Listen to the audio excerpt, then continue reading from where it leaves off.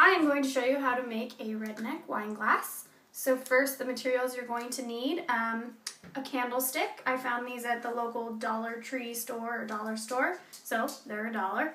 And then you'll need a jar, a mason jar. You can find these at your local hardware store. So they end up being about $1 each. Sometimes you can get them for a little less. So $2 total that you've spent. Then you need a special kind of glue. The glue I use is E6000. I think there are a couple other glues you can use, but this is the one I use and it works. This you can get also at your local hardware store. I've seen it at Michael's. Yeah, anywhere else that might sell this, so you can look it up.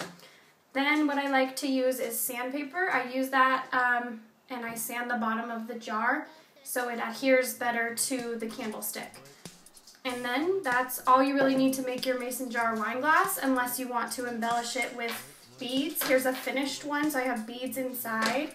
And then I will end up putting some twine around the rim of it. So, here we go. So first I'm going to sand the bottom of the jar. You don't have to do it too much, but just to give it a little adhere better to the candlestick.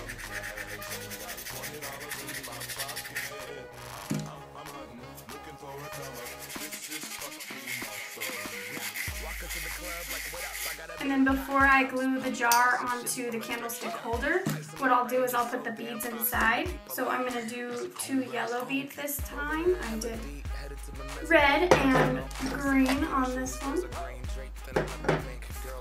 So all you do is you put a little of the same exact glue on the bottom and in between so they stick together, and stick them inside the candle part. Just a little dab of glue. It might not fit perfectly. You can find different kinds of beads and put whatever you want inside.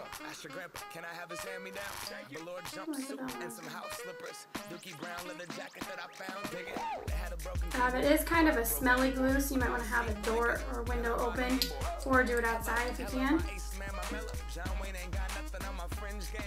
And it'll take a little while to actually stick in place.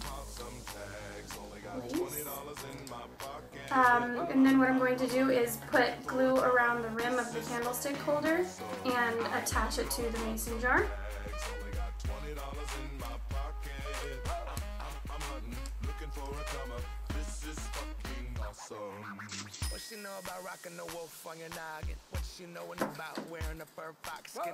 And I can do this one of 2 ways. I can just put it right on top and hope that it holds, and hope that I get it right in the center.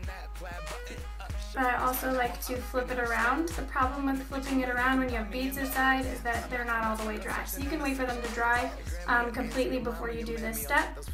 But for sake of the video, I'm going to do this now.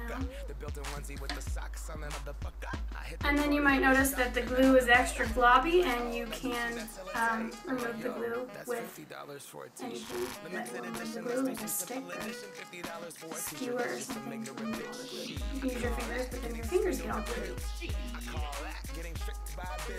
And then you just wait a couple hours for it to dry completely. And you have your redneck wine glass.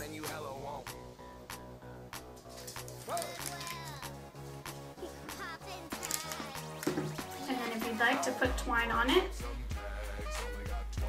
I like to put it around the edge just to give it a little something extra. So I'm just measuring around the rim of the jar. And then you can tie it as well.